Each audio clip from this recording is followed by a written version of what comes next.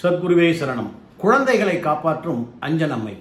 நீங்கள் பார்த்தீங்கன்னா இது இப்போ இல்லை, அந்த காலத்திலே உண்டு.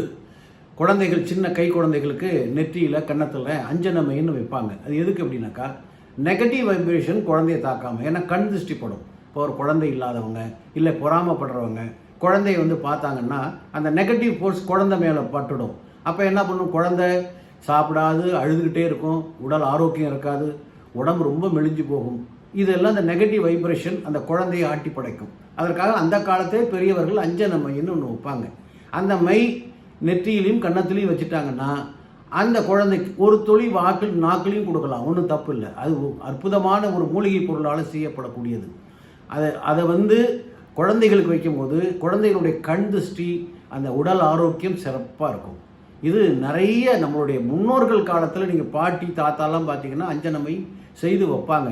அது இந்த காலத்தில் செய்வதற்கு அவர்களுக்கு தெரியவில்லை. அதனால் அந்த நாகரீக உலகம் என்ன டாக்டர்கிட்ட போனாலும் குழந்தை நல்லாயிருக்கும். ஏன்னா குழந்தை டாக்டர் அப்படிங்கிறது ரொம்ப கஷ்டமான விஷயம். ஏன்னா நம்ம சொல்லுவோம், எனக்கு வயிற்று வலிக்குது, கால் வலிக்குது, தலை வலிக்குதுன்னு. குழந்தைகள் சொல்ல தெரியாது. அதை உணர்ந்து அந்த சிம்டம்ஸை தெரிஞ்சு அதற்கு ஒரு யூகத்தில் தான் மருந்து கொடுக்க முடியும் குழந்தைகளுக்கு. ஆனால் இந்த அஞ்சனம்மை என்ன பண்ணும், அது நெகட்டிவ் வைப்ரேஷன் பூரா எடுத்துடும். அதனால் குழந்தை நல்லா சிரிச்சுக்கிட்டு இருக்கும், நல்லா சாப்பிடும், நிம்மதியாக தூங்கும். அந்த அஞ்சனம்மையை வாங்கி நீங்கள் தாராளமாக குழந்தைக்கு உபயோகப்படுத்துங்க. குழந்தை ஆரோக்கியமாக ரொம்ப சிறப்பாக இருக்கும். தேவைப்படுவர்கள் தொடர்பில் என்னை கான்டாக்ட் பண்ணுங்கள். சரிங்களா? சப்ஸ்கிரைப் பண்ணுங்கள். வணக்கம்.